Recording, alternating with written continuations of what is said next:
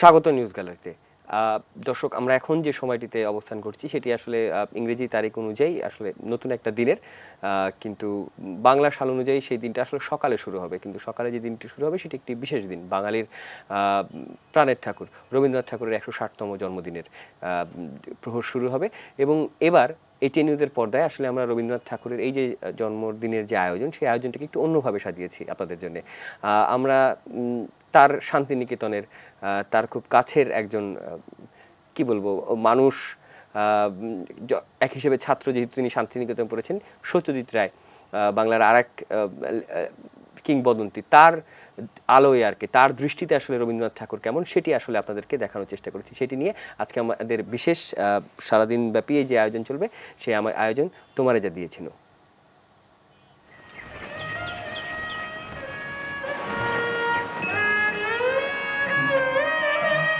1961 সালে সত্যজিৎ রায় রবীন্দ্রনাথের স্মৃতিচারণ করতে গিয়ে লিখছেন, এক সকালে মার সঙ্গে গেলাম উত্তরায়ণে। খাতাটা দিতে রবীন্দ্রনাথ বললেন, এটা থাক আমার কাছে, কাল সকালে এসে নিয়ে যেও। কথা মতো গেলাম পরের দিন। টেবিলের উপর চিঠিপত্র, খাতা বইয়ের ডাই, তার পেছনে বসে আছেন রবীন্দ্রনাথ, আর আমায় দেখেই আমার ছোট্ট বেগুনি খাতাটা খুঁজতে লেগেছেন সেই ভিড়ের মধ্যে। মিনিট তিনেক হাতড়ানোর পরে বেরোলো খাতাটা, সেটা আমায় দিয়ে মার দিকে চেয়ে বললেন, এটার মানে ও আরেকটু বড় হলে বুঝবে। খাতা খুলে পড়ে দেখি 8 লাইনের কবিতা, যেটা আজ অনেকেরই জানা। বহুদিন ধরে, বহু ক্রোশ দূরে, বহু ব্যয় করি, বহু দেশ ঘুরে, দেখিতে গিয়েছি পর্বতমালা, দেখিতে গিয়েছি সিন্ধু, দেখা হয় নাই চক্ষু মেলিয়া, ঘর হতে শুধু 2 পা ফেলিয়া, একটি ধানের শীষের উপরে একটি শিশির বিন্দু।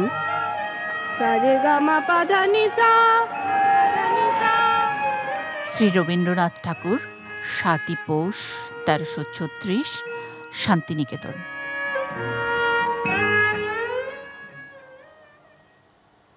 বলেছিলাম সত্যজিতের আলোয় রবীন্দ্রনাথকে দেখবার চেষ্টা থাকবে আমাদের। সেই চেষ্টা থেকে সহকর্মী প্রণব সাহা উপু একটি রিপোর্ট তৈরি করেছেন, যেখানে তিনি চেষ্টা করেছেন সত্যজিতের সৃষ্টিশীলতায় রবীন্দ্রনাথের রাষ্ট্রভাবনার আসলে কতটা প্রভাব ছিল সেটি খুঁজে বের করবার চেষ্টা করেছেন তিনি। মহারাজা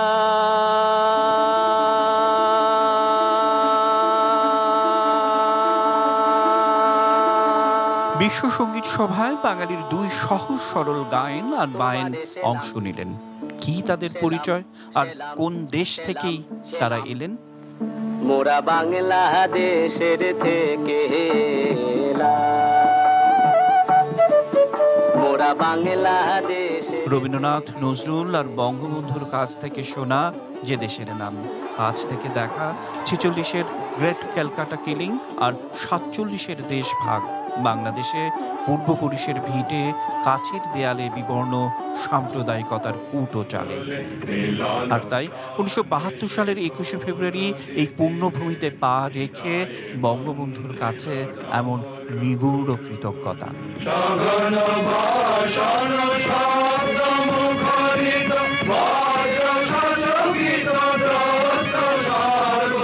চেয়েছিলেন সোনার বাংলার কনসেপ্টটি সেলুলয়েডে ধারণ করতে। ইতিহাসের কলঙ্কময় অন্ধকারে তা হয়ে না উঠলেও মাথা ভর্তি নির্মম রাজনৈতিক প্রকার প্রতিফলন রবির আলোয় ফেলেছেন রূপালী পর্দায়।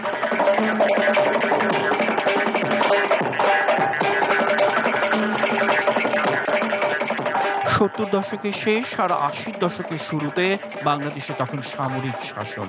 রাখাল চাষিদের মেঠো সুরে সহজ কথা সহজ করে সহজেই বলে ফেলা।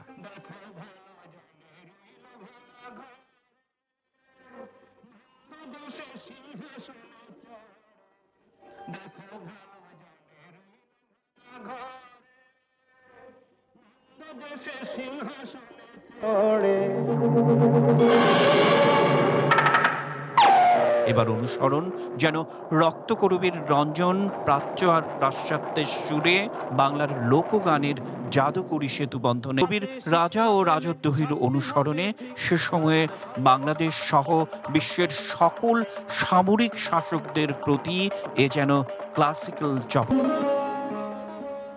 দর্শক, এমন আরও অনেক আয়োজন আমাদের এবার রয়েছে, যেখানে রবীন্দ্রনাথ এবং সত্যজিৎকে আমরা একই একজনের আরেকজনকে দিয়ে দেখাবার চেষ্টা করেছি। সেরকম রিপোর্ট আপনাদেরকে আরও দেখাবো আমরা। এ পর্যায়ে ভার্চুয়ালি আমাদের সাথে একজন অতিথি রয়েছেন, তাকে সংযুক্ত করব, এবং আমাদের সাথে একজন শিল্পীও রয়েছেন, তাকেও আমরা সেটে রয়েছেন, তাকেও আমরা স্বাগত জানাচ্ছি। প্রথমে সেটে যিনি আমার পাশে রয়েছেন, নৈকট্যের একটা ব্যাপার রয়েছে, শিল্পী দেবলীনা সুর, আপনাকে স্বাগত জানাচ্ছি নিউজ গ্যালারিতে। এবং আমাদের সাথে ভার্চুয়ালি যোগ দিয়েছেন চলচ্চিত্র গবেষক শামসুল আলম বাবু। বাবু ভাই, নিশ্চয়ই আপনি আমাকে শুনতে পাচ্ছেন? হ্যাঁ, আমি শুনতে পাচ্ছি।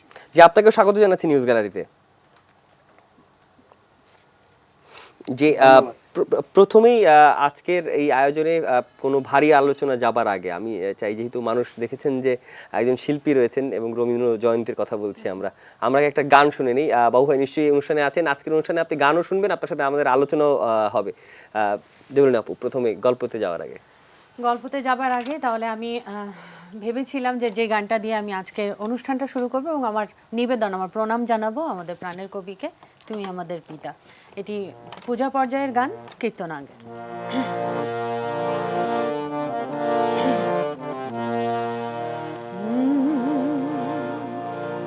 তুমি আমাদের পিতা, তোমায় পিতা বলে যেন জানি, তোমায় নত হয়ে যেন মানি।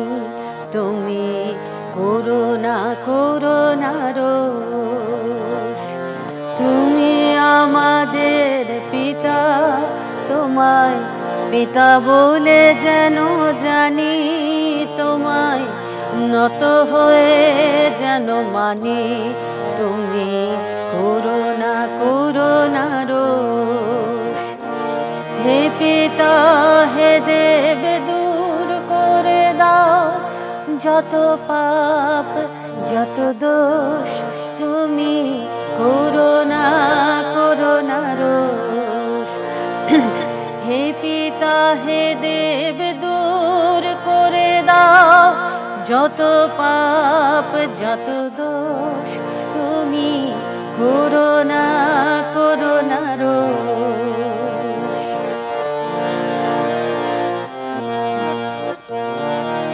যাহা ভালো তাই দাও আমাদের, যাহাতে তোমার দোষ, তুমি করুণা করুণা রোষ।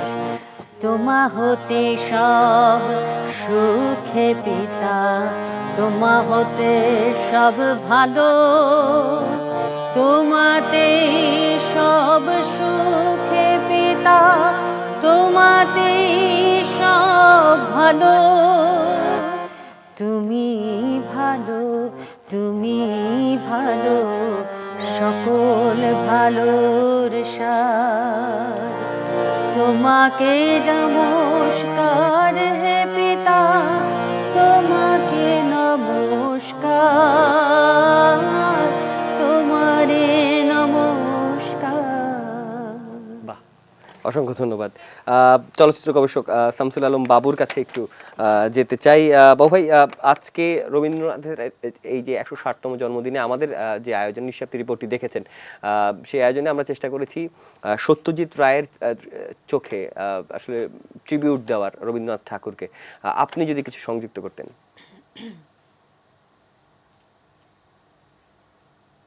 ধন্যবাদ, এবং ধন্যবাদ হলো এই শ্রুতিমধুর গানটা শোনার জন্য। তো প্রথমে যে রিপোর্টটা দেখলাম, আসলে রিপোর্টটার মধ্যে প্রথমে যে অংশটা দেখলাম সেটা হলো সত্যজিৎ রায়ের করা একটা ডকুমেন্টারি, সেই ডকুমেন্টারির কিছু অংশ, যেটা হলো রবীন্দ্রনাথ। সত্যজিৎ রায়ের 1961 সালে রবীন্দ্রনাথের জন্ম শতবর্ষতে সত্যজিৎ রায়ের যে প্রণাম, রবীন্দ্র প্রণাম, সেটাই আসলে আমরা দেখলাম। সেটা কিছু অংশ যেখানে সত্যজিৎ রায়ের জীবনকে রবীন্দ্রনাথ, দুঃখিত, রবীন্দ্রনাথের জীবনকে সত্যজিৎ রায় সেলুলয়েডে রূপান্তর করেছেন। সেটার জন্য ধন্যবাদ যে এরকম একটা রেয়ার জিনিস, খুব একটা রেয়ার না, তারপরেও রেয়ার জিনিস দেখানোর জন্য। আর সত্যজিৎ রায় ওই সময় আসলে আরো কিছু কাজ করেছিলেন, যেমন একটা ছিল যে রবীন্দ্রনাথের 3টি ছোট গল্প নিয়ে একটা 3 পর্বের পোস্টমাস্টার। একটা ছোট পোস্টমাস্টার, সমাপ্তি এবং চারুলতা। এই 3টা ছবি নিয়ে না না, চারুলতা না, চারুলতা। চারুলতা উনি পরে করেছেন, বড় করেছেন। পরে করেছেন। তো এই যে সত্যজিৎ রায়ের যে মানে রবীন্দ্র ভাবনা, যেটা আপনারা একটা দেখিয়েছেন যে সত্যজিৎ রায় ছোটবেলায় তার মায়ের সঙ্গে শান্তিনিকেতনে যাওয়ার পরে তার অটোগ্রাফ খাতায় যে জিনিসটা লিখে দিয়েছিলেন যে বহুদেশ দূরে যে কবিতাটা, এই অংশটা মানে ওই সময়ে রবীন্দ্রনাথ মানে পরিপক্ক একজন মানুষ, উনি একজন বালককে তার ঘনিষ্ঠ জনের নাতি উপেন্দ্র কিশোর রায়ের নাতির কে উনি যেটা লিখে দিলেন যে এই ছেলেটা, এই বাচ্চাটার যে সম্ভাবনা, ভবিষ্যৎ সম্ভাবনা, সেটা কিন্তু রবীন্দ্রনাথের ওই কবিতার মধ্যে আমরা পাচ্ছি, তাই না? তার মানে একটা লোক যে একটা শিশুর বিন্দু কে দেখে ভবিষ্যতে বিশ্বের কাছে বাংলাকে পরিচিতি করাবে, বাংলা ভাষাকে বাংলা চলচ্চিত্রের মাধ্যমে পরিচিত করাবে, তাই না? জি জি তো জি রবীন্দ্রনাথ কিন্তু আসলে বুঝতে পেরেছিলেন, আমরা এটা বলতে পারি আর কি, এই অর্থে বলতে পারি। জি। আমরা আরো আলাপে থাকবো। দেবলীন, আপনার কাছে যেতে চাই, আপনি তো শান্তিনিকেতনে আপনার পড়ার সৌভাগ্য হয়েছে। মানে পরিবেশটা আমরা যতটুকু গবেষণা পাই, ততটুকু গবেষণা আমরা জানতে পারি যে রবীন্দ্রনাথ ঠাকুর আসলে মানে সত্যজিৎ রায় যখন শান্তিনিকেতনে যান, তার ছবি আঁকার যে দৃষ্টিটা, প্রকৃতি দেখার যে দৃষ্টিটা, এই দৃষ্টিটা প্রসারিত হয় এবং স্কেচিং তার অনেক কাজও রয়েছে। আপনার এক্সপিরিয়েন্সটা কেমন? যেটা আপনিও একই ইনস্টিটিউশনে পড়ার সৌভাগ্য হয়েছে। আমার এক্সপিরিয়েন্সটার আগে আমি মানে বলতে চাই যে কবিগুরু রবীন্দ্রনাথ ঠাকুরও কিন্তু স্কুলে গেছিলেন কলকাতায়। তো স্কুলে যাওয়ার পর ওনার কিন্তু এই ধরা বাঁধা, ওই গদ বাঁধা নিয়ম কানুন ওনার ভালো লাগেনি, আর উনি সবসময় গদ বাঁধা নিয়মের পরিপন্থী ছিলেন, এবং ওনার লেখা সৃষ্টিগুলোর মধ্যেও কিন্তু আমরা সেই বিষয়টি দেখতে পাই। অচলায়তন কিংবা তাসের দেশ, প্রত্যেকটা বিষয়ে কিন্তু একটা সবকিছু ব্রেক করবার, নিয়ম ভাঙার একটা কথা যেন সেখানে আছে। তো সেই জায়গাটা থেকে কবিগুরু রবীন্দ্রনাথ ঠাকুর মনে হয়েছিল, মানে উনি যখন বড় হলেন, মানে ওনার যখন সন্তানাদি হলো, যে আমার সন্তানদেরকে আমি আশ্রমিক শিক্ষা দেব। আর আশ্রমিক শিক্ষাটা কেমন, যে গুরুগৃহে থেকে, প্রকৃতির মাঝে থেকে, কারণ এর মাঝে থাকলে মানে গুরুর সান্নিধ্যে থাকলে হচ্ছে শিক্ষাটা খুব শিক্ষার মাঝে কিন্তু কোনো ভেদ থাকে না, গুরু এবং শিষ্যের মাঝে কোনো ভেদ থাকে না। আবার তেমনি প্রকৃতির মাঝে একটা মানে অসীম আনন্দ রয়েছে।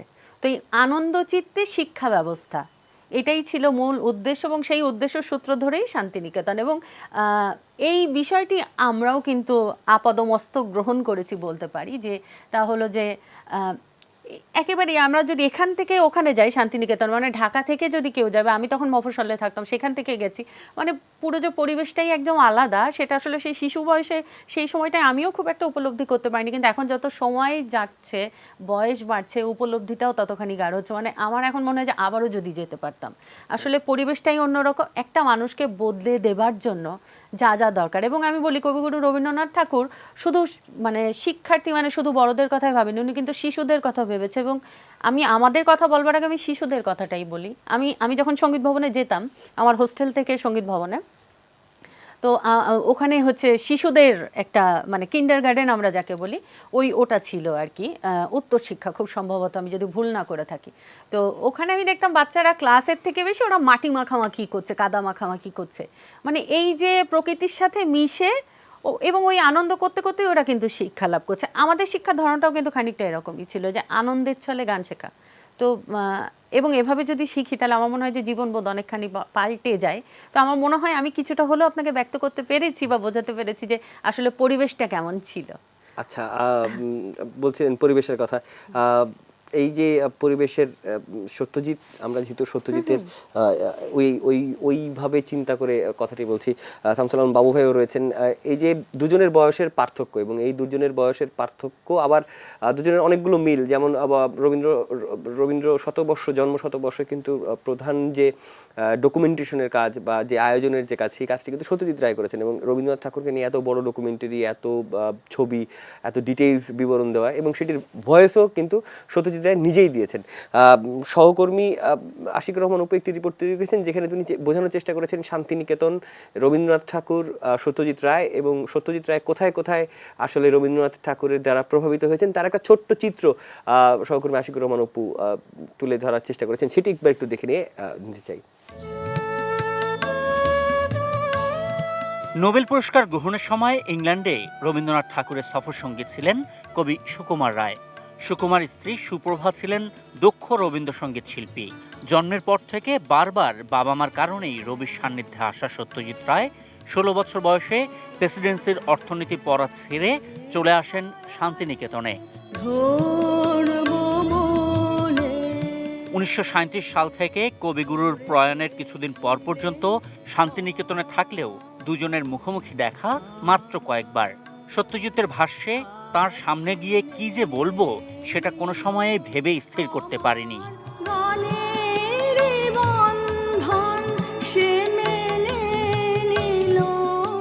শান্তিনিকেতনের লাইব্রেরিতে পরিচয় রুশ সিনেমা আর নানা লেখার সঙ্গে। আর কলকাতা ফিরে সত্যজিতের কর্ম হয়ে উঠল আঁকাআঁকি, ডিজাইনিং, প্রচ্ছদ, বিজ্ঞাপন লেখা। কবিগুরুর প্রয়াণের পর সত্যজিতের কর্মজীবন শুরু, যার পরতে পরতে কোথায় যেন লুকিয়ে রবীন্দ্রনাথ। রবির ভাষাতে কাছে যাবে ছিল, পাশে হলো না যাওয়া, হলো না যাওয়া, কাছে যাবে ছিল, চলে যাবে গেল, তারি লাগিল হাওয়া। রবীন্দ্রনাথ এতটাই চেনা, তাকে বর্ণনাও করেছেন নিজের ভাষায়। সত্যজিৎ রায়ের মতে কবিগুরু প্রচলিত কথা, সুর বা কিছু নিয়ে কাজ করলে তাতে কিছুটা বৈশিষ্ট্য যোগ করেছেন, যাকে সত্যজিৎ বলছেন নবীকরণ। ওগো বিদেশিনী, ওগো বিদেশিনী। নিজেও যেন তাই। রবীন্দ্রসঙ্গীত নিজের সিনেমায় ব্যবহার করেছেন নবীকরণের মাধ্যমে। আমি চিনি গো চিনি তোমারে, ও বউ ঠাকুরানী। কিশোর কুমারের কণ্ঠে এটাই প্রথম রবীন্দ্রসঙ্গীত। কট্টর রবীন্দ্রপ্রেমীরা সে সময় হায় হায় রব তুলেছিলেন, এত রবীন্দ্রসঙ্গীত শিল্পী থাকতে কিশোর কুমার কেন। কিন্তু প্রায় 20 বছর পর 85 সালে ঘরে বাইরেতেও সত্যজিৎ রায় কিশোর কুমারকে দিয়ে গাওয়ালেন বিধির বাঁধন, কাটবে তুমি। শাসনে যতই ঘেরো আছে বল দুর্বলেরও। ঘুরে ফিরে অনেক সিনেমাতেই সত্যজিৎ আশ্রয় নিয়েছেন কবিগুরুর। জনঅরণ্যে শর্মিলা ঠাকুরের কণ্ঠে ছায়া ঘনাইছে বনে বনে। ছায়া ঘনাইছে বনে বনে। শাখা প্রশাখায় মরিল মরি আমার বাঁশিতে ডেকেছে কে, আগন্তুকে বাজিল কাহার বিনায় ব্যবহার করেছেন শ্রমণা গুহ ঠাকুরতার কণ্ঠে। আগন্তুকে, অন্ধজনে দেহ আলো, উৎপল দত্তের লিপে এই গানের কণ্ঠ মানিকবাবু দিয়েছেন নিজেই। অন্ধজনে দেহ আলো, মৃতজনে দেহ প্রাণ। ফুলে ঢলে ঢলে। শুধু প্লেব্যাক বা থিম সঙ্গে না, সত্যজিতের চরিত্ররাও নানান সময় গুনগুন করেছেন রবীন্দ্রসঙ্গীত। চারুলতার ফুলে ফুলে ঢলে ঢলে,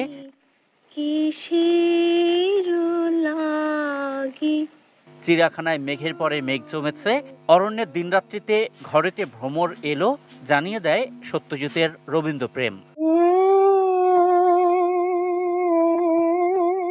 সবকিছুকে ছাপিয়ে কাঞ্চনজঙ্ঘা সিনেমা। অমিয়া ঠাকুরের কণ্ঠে এ পরবাসে রবে কে গানটি অনন্য আমেজ তৈরি করে দর্শক শ্রোতার হৃদয়ে।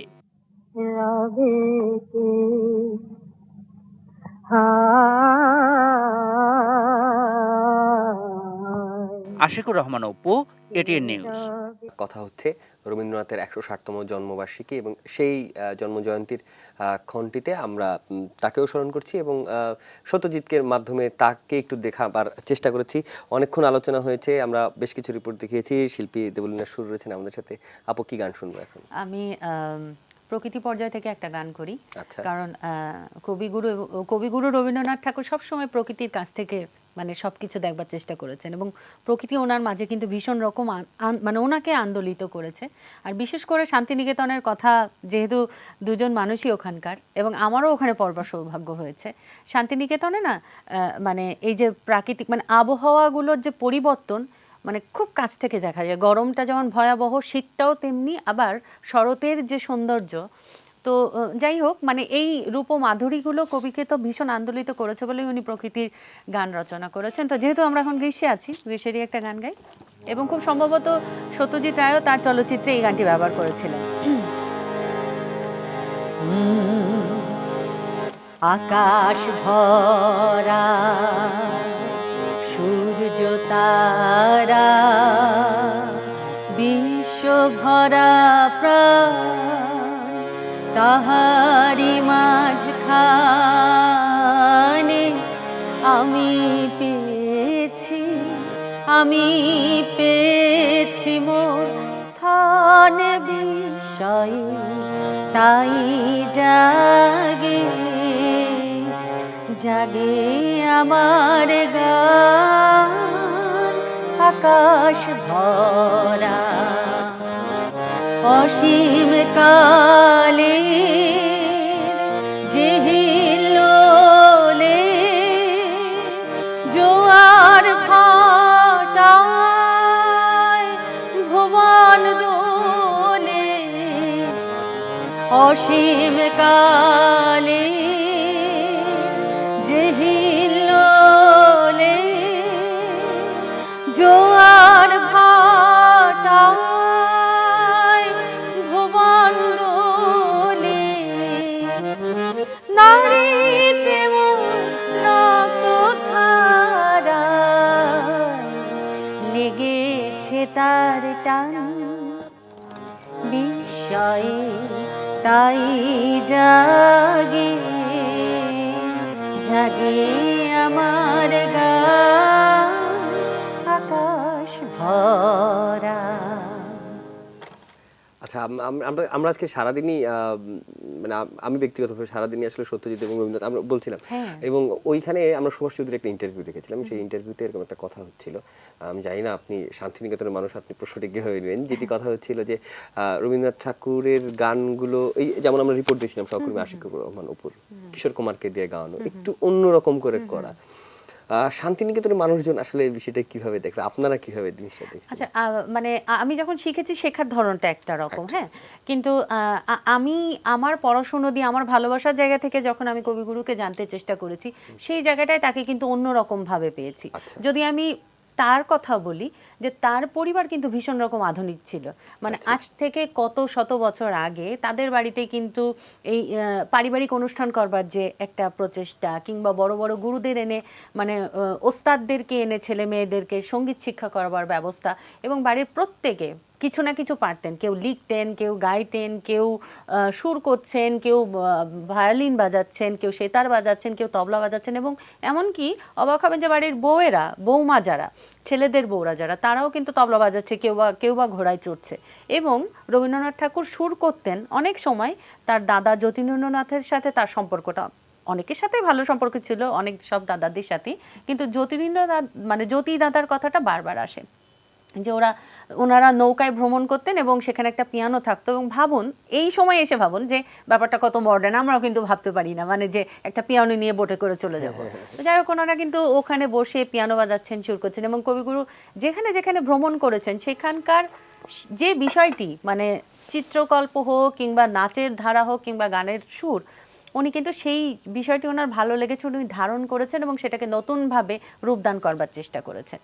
তো তার মানে মানুষটা কতটা আধুনিক, বা সেই পরিবারটা কতখানি আধুনিক। এবং একই জায়গায় যদি বলি, সত্যজিৎ রায়ের ক্ষেত্রেও কিন্তু আমার মনে হলো যে ঠিক এই জায়গাটাই, মানে ট্রেডিশনালিজমের ব্যাপারটাই কিন্তু কেউই না, মানে কেউ কিন্তু গোড়া নন, দুইজনই হচ্ছে জাস্ট আমার ছোট বোঝা জায়গা থেকে আমি বলছি যে তারা দুইজনই ভীষণ মানে মহামানব অবশ্যই, কিন্তু তারা কিন্তু গোঁড়া নন, সবসময় মানে ট্রেডিশনের থেকে বেরিয়ে আসার পরিপন্থী এবং বিরুদ্ধে তারা। আর আরেকটি বিষয় হচ্ছে যে আমাদের ওখানকার যে কথাটি সেটি হচ্ছে যে আমরা অনেক সময় অনেক গান স্বরলিপিতে দেখি, তো অনেক শান্তিনিকেতনে শেখার ক্ষেত্রে যে বিষয়টি হয় আমরা কিন্তু স্বরলিপি দেখে গান শিখতাম না, আমরা শিক্ষকের মুখ থেকে শিখতাম, যেহেতু ওটা আশ্রমিক শিক্ষা, ওখানে খাতাপত্রের এত গুরুত্ব ছিল না, সেখানে সুরের কিন্তু কিছু একটু এদিক ওদিক হতো। আচ্ছা, কারণ সেটা যদি এখন একটা অন্য একজন রবীন্দ্রসঙ্গীত শিল্পী বা এখানকার একজন কোনো শিল্পী শোনে, তিনি বলবেন যে আরে স্বরলিপিতে হচ্ছে না, কিন্তু আমার শিক্ষকদের কাছে শুনেছি তারা বা তাদের গুরুরা কিন্তু রবীন্দ্রনাথ ঠাকুরের কাছ থেকে সরাসরি সঙ্গীত শিক্ষা গ্রহণ করেছেন। মোহর্দি তো আমাদের শিক্ষকই ছিলেন, মোহর্দি তো রবীন্দ্রনাথ ঠাকুরেরও ভীষণ মানে স্নেহভাজন ছিলেন। তো উনি অনেক সময় অনেক গান লেখার পরে ওনার মনে হয়েছে গানটা সেই স্বরলিপি অনুসারে গাওয়ার পরে শোনার পরে মনে হয়েছে যে এই গানটা এই জায়গাটা ঠিক হচ্ছে না, এই সুরটা বদলাও। তো ওই সুরটা যেহেতু এটা ছেপে গেছে, তাহলে উনি কি করতেন, ওই সুরটা মানে ওনার শিক্ষার্থীদের মধ্যে দিয়ে এই প্রচলনটা রয়েছে, যেটা আসলে কিন্তু আমরা স্বাভাবিকভাবে জানি না। আরেকটা গান শুনি, আরেকটা গান আরেকটা গান শুনবো, তবে তার আগে একটু শামসুল আলম বাবু ভাইয়ের কাছেও যেতে চাই, যেহেতু আমার ঘড়ির কাটা একদমই শেষের দিকে রয়েছে। আমরা গান শুনতে শুনতেই আপনার আজকের শেষ গানটি শুনতে শুনতে আমরা বিদায় নিব। চলচ্চিত্র গবেষক শামসুল আলম বাবু রয়েছেন আমাদের সাথে। বাবু ভাই, আমাদের যে রিপোর্টগুলো আমরা দেখানোর চেষ্টা করলাম, পুরো আলোচনায় আমরা যেগুলো একসাথে করবার চেষ্টা করলাম, আপনি নিজেও আসলে একটা বড় ফেস্টিভ্যালে অংশ নিয়েছিলেন যে সত্যজিৎ রায়ের প্রয়াণের পর, এবং সেখানে তার 26টা ছবি একসাথে প্রিমিয়াম শো করা হয়েছিল এবং সেই শোটা আপনি দেখেছেন। আপনি একজন দর্শক হিসেবে কতটুকু আসলে বিশ্বাস করতে পেরেছেন বা নিতে পেরেছেন যে রবীন্দ্রনাথ ঠাকুরকে অনেক ক্ষেত্রেই আশ্রয় করেছেন সত্যজিৎ? আসলে সত্যজিৎ রায়ের প্রথম যে ছবিটা আমি দেখি সেটা হীরক রাজার দেশে, হ্যাঁ, বাংলাদেশে বাণিজ্যিক ভাবে চলেছিল। এরপরে সত্যজিৎ রায়ের সঙ্গেও আমার একবার দেখা হয়েছিল, যাই হোক সেটা অন্য একটা ব্যাপার। কিন্তু সত্যজিৎ রায়ের সবগুলো ছবি, মানে আমি যখন চলচ্চিত্রের ছাত্র ছিলাম তখন কিছু ছবি দেখতে দেখা হয়েছিল, তার মধ্যে একটা ছবি পথের পাঁচালী, যেটা অনেকবার দেখা হয়েছিল। পরবর্তীতে উনি মারা যাওয়ার ঠিক কিছুদিন পরেই ইন্ডিয়ান হাই কমিশনার তত্ত্বাবধানে সবগুলো ছবি মূল ফরম্যাটে, মানে 35 মিলিমিটার মূল ফরম্যাটে দেখানো হয়েছিল শিশু একাডেমিতে। তো সেখানে ধারাবাহিকভাবে সবগুলো ছবি দেখেছিলাম। তো সেটার মধ্যে সত্যজিৎ রায়ের যে কিছু ছবি, বেশ কিছু ছবি, যেমন আমি যদি বলি পোস্টমাস্টার, মণিহারা, সমাপ্তি, চারুলতা, ঘরে বাইরে, এইসব ছবিগুলোতে উনি সরাসরি রবীন্দ্রনাথের কাহিনীকে অবলম্বন করেছিলেন। আর কিছু রবীন্দ্রনাথের গান কিংবা রবীন্দ্র প্রভাবিত বিভিন্ন অংশ উনি বিভিন্ন ছবিতে ব্যবহার করেছিলেন, যেটা আপনাদের রিপোর্টে দেখালেন। তো এছাড়া আমি সত্যজিৎ রায়ের খুব পরিচিত কিছু লোক, যেমন উৎপল দত্ত, রবি ঘোষ, নিমাই ঘোষ ফটোগ্রাফার, মাধবী দি, হ্যাঁ, কিংবা ওই যে দেবলীনা আর কথা বললেন, মোহর্দি, মানে কণিকা ব্যানার্জি, এদের সঙ্গে আমার বেশ কয়েকবার যোগাযোগ হয়েছিল, অনেকবার আড্ডা দেওয়া, কাজ করার সৌভাগ্য হয়েছিল। তো তাদের কাছে শুনেছি যে সত্যজিৎ রায়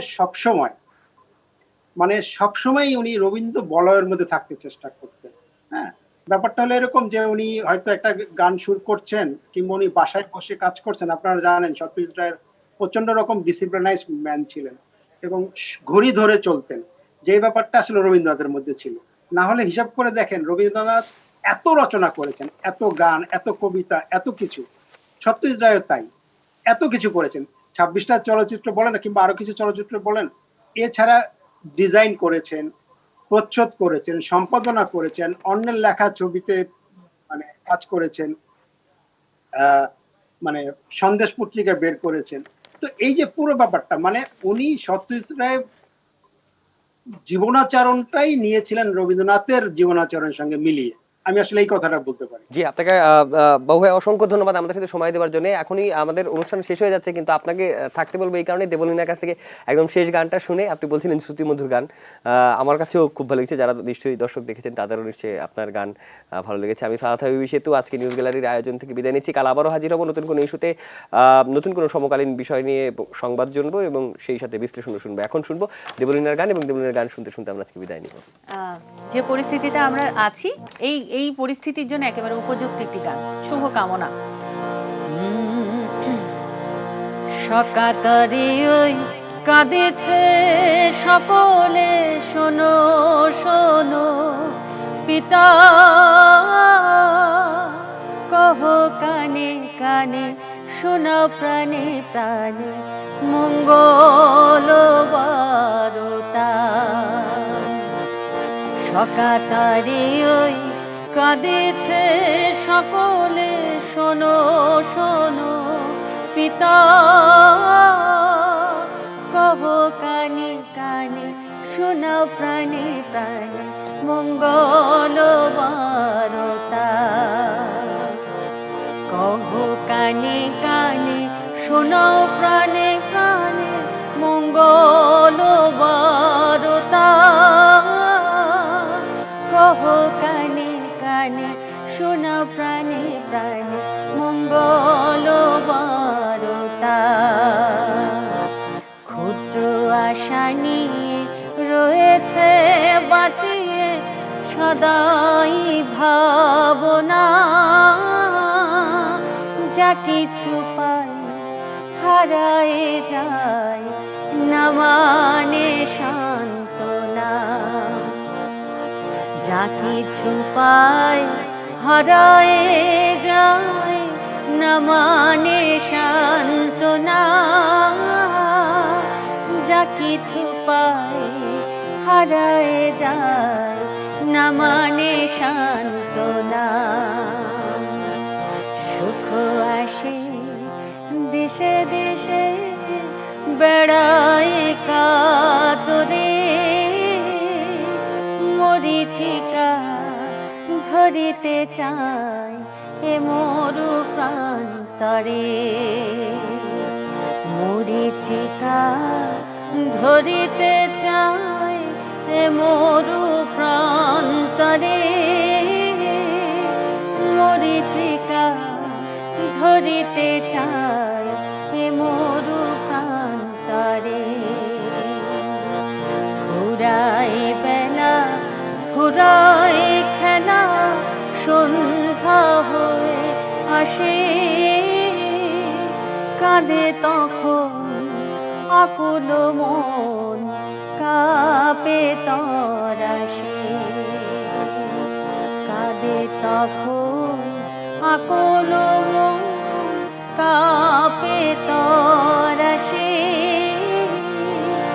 কাঁদে তখন আকুল মন, কাঁপে তরাসে। কি হবে গতি বিশ্বপতি, শান্তি কোথা আছে? তোমারে দাও আশা পুরাও, তুমি এসো